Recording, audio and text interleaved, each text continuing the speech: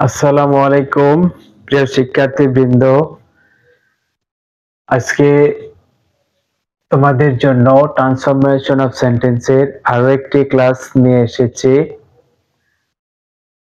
আশা করি এই ক্লাসটা তোমরা যদি মনোযোগ দিয়ে লক্ষ্য করো তাহলে অবশ্যই ভালো লাগবে এবং সহজে আজকের এই গ্রামাটিক্যালের রুলটা ভালোভাবে বুঝতে পারবে, because it is very easy. আর আমার চ্যানেলে যারা নতুন তারা সানজাহিদ টিভিকে লাইকস এবং কমেন্ট সাবস্ক্রাইব করবে, অন্যদেরকেও বলবে যাতে এটার সাথে জড়িত থাকে, কারণ এখানে গুরুত্বপূর্ণ ক্লাস দেওয়া হয় সকলের সুবিধার্থে এবং মঙ্গলের জন্য।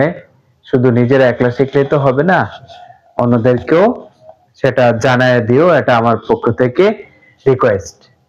আর বেশি কথা না বলে আমরা মূল পর্বে যাচ্ছি। আজকে রোল হলো রোল 5। ঠিক আছে, আজকে হলো রুল 5 নিয়ে আমরা আলোচনা করব। আগে নিয়মটা জেনে নেই, তারপরে আমরা আলোচনায় যাই। দেখো, কোন অ্যাফার্মেটিভ সেন্টেন্স কে নেগেটিভ করতে কিওয়ার্ড অর্থাৎ মূল যে শব্দ সেটা কিওয়ার্ডটা আমি বুঝিয়ে দেব। এই কিওয়ার্ডের বিপরীত শব্দ বা অ্যান্টোনিম ব্যবহার করতে হয়। এই জন্য ভার্বের পর নট বসাতে হয়।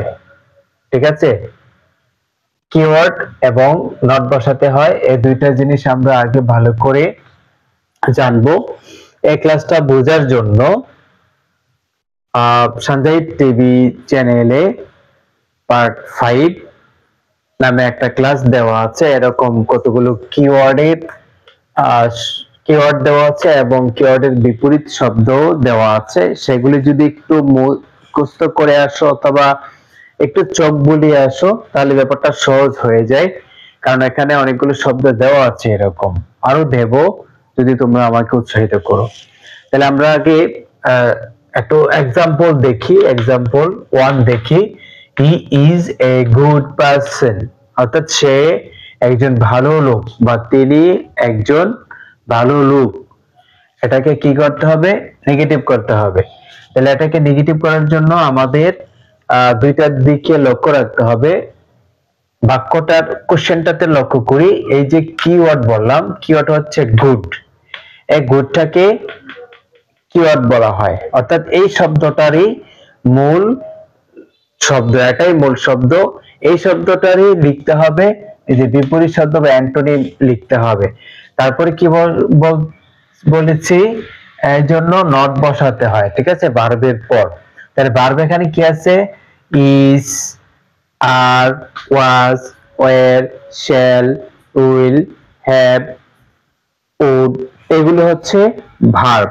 অর্থাৎ আবার এগুলোর পরে কি বসাতে? নট বসাতে হয়।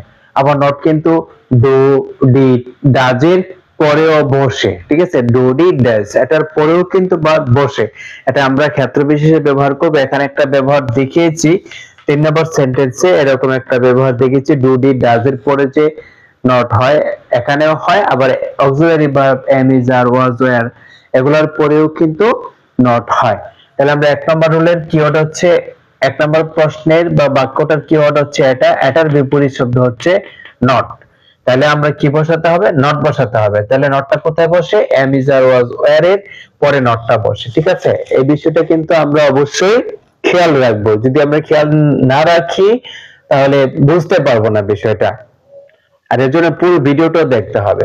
তাহলে এখানে he is not a bad person, অর্থ উপরে একটা প্রশ্ন অর্থ ছিল তিনি একজন ভালো মানুষ বা ভালো ব্যক্তি।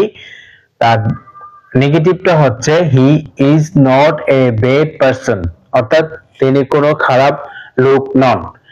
আর উত্তরের যে অর্থ প্রশ্নের অর্থের সাথে কিন্তু মিলে গেছে। প্রশ্ন ছিল তিনি একজন ভালো লোক, উত্তরে হচ্ছে তিনি কোনো খারাপ লোক নন, অর্থাৎ তিনি খারাপ লোক নন। তাহলে অর্থের দিক থেকে এজন্য এটা ট্রান্সফরমেশন অফ সেন্টেন্স। তারপর নাম্বার 2 দেখি। শি ইজ হ্যাপি, এটাকে নেগেটিভ করতে হবে। হ্যাপিটা হচ্ছে এখানে মূল ওয়ার্ড, এটার অ্যান্টোনিম লিখতে হবে আনহ্যাপি। তাহলে আনহ্যাপি যখন আমরা লিখবো, মূল শব্দের যখন বিপরীত শব্দ লিখবো, সেই সাথে একটা নটও লিখতে হবে। আমরা 1 নম্বর বাক্য নট লিখেছি, সেন্টেন্স নাম্বার 2 এটাতেও কিন্তু আমরা নট লিখেছি। তাহলে কি হবে, শি ইজ হ্যাপি, তিনি সুখী। তাহলে শি ইজ নট আনহ্যাপি, অর্থাৎ তিনি অসুখী নন, অর্থাৎ তিনি সুখী। দুইটা বাক্যের অর্থের কিন্তু মিল। তারপরে নাম্বার 3, হিমেল ফিলস কমফোর্টেবল, হিমেল আরাম বোধ করে, এটা হচ্ছে নেগেটিভ করতে হবে। তারপরে এটার উত্তর হচ্ছে হিমেল ডাজ নট। ডাজ নটটা কেন আসলো, এই যে ভার্ব, এই ভার্বের সাথে এস আছে, এই যে এস আছে, এই এস এর জন্য ডাজ নট টাচ কথাটা আসছে, আর নটটা বসাতেই হয়, অটোমেটিক রুল থেকে চলে আসছে, তাহলে ডাজ নট। কমফোর্টেবল হচ্ছে হেড ওয়ার্ড বা কিওয়ার্ড, মূল ওয়ার্ড, মূল শব্দ, এটা বিপরীত হচ্ছে আনকমফোর্টেবল, ঠিক আছে। তো ইনকমফোর্টেবল, তারপর আনকমফোর্টেবল লিখলাম। তাহলে হিমেল ডাজ নট ফিল, এই যে ফিলের এসটা কিন্তু ডাজে চলে আসছে, এই জন্য দ্বিতীয়ত ফিলের সাথে কোনো এস হবে না। তাহলে হিমেল ডাজ নট ফিল আনকমফোর্টেবল, হিমেল কোনো অস্বস্তি বোধ করে না। তাহলে গেল এটা। নাম্বার 4, আই শিল রিমেম্বার ইউ, আমি তোমাকে স্মরণ করব, ঠিক আছে। এটাকে কি করতে হবে, নেগেটিভ করতে হবে। তাহলে এখানে হচ্ছে হেড ওয়ার্ড বা কিওয়ার্ড হচ্ছে রিমেম্বার, এটার উল্টো হচ্ছে অ্যান্টোনিম হচ্ছে ফরগেট। রিমেম্বার মনে রাখা, ফরগেট ভুলে যাওয়া। তার মানে কি হলো, শেলের পরে নট বসে, উইলের পরে নট বসে, shall have, will have, would have, should have এগুলোর পর নট বসে, তাহলে নটটা অটোমেটিক রুল থেকে চলে আসলো। তারপরে রিমেম্বার উল্টো হচ্ছে ফরগেট লিখলাম, তারপর বাকি অংশ লিখলাম। তাহলে আই শিল নট ফরগেট ইউ, অর্থাৎ আমি তোমায় ভুলবো না, শেষ হয়ে গেল।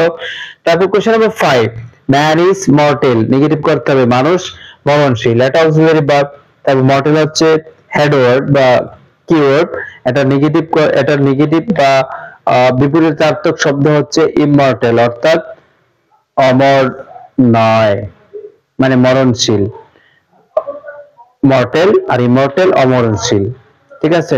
তাহলে ম্যান ইজ মর্টেল, মানুষ মরণশীল, এটা ইজের পরে নট বসাইলাম, ম্যান ইজ মর্টেল নট বসাইলাম, মর্টেল এর উল্টা হচ্ছে ইমমর্টাল। তাহলে ম্যান ইজ নট ইমমর্টাল, অর্থাৎ মানুষ অমর নয়। তাহলে মানুষ মরণশীল, মানুষ অমর নয়, দুইটার অর্থ কিন্তু একই থাকলে অর্থের কোনো পরিবর্তন নেই, ঠিক আছে। আশা করি শিক্ষার্থী বন্ধুরা তোমরা আজকে এই ক্লাসটা অতি সহজেই আয়ত্ত করতে পারবে। যদি আমরা ক্লাস পার্ট 5টা একটু রঞ্জিত টিভি চ্যানেল থেকে দেখে আসি, তাহলে অত্যন্ত সহজ মনে হবে এটা।